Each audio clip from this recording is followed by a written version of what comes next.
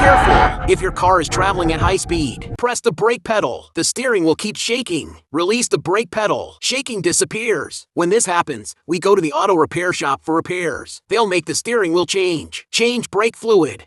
Change brake discs and pads. The problem is solved. However, you were scammed out of $3,000. Let me tell you the real reason. It's caused by the uneven brake disc on the front wheel. Polish your brake rotors for a few dollars, or replace it. The problem will be solved. I am Brother Tong. Follow me to learn about cars every day.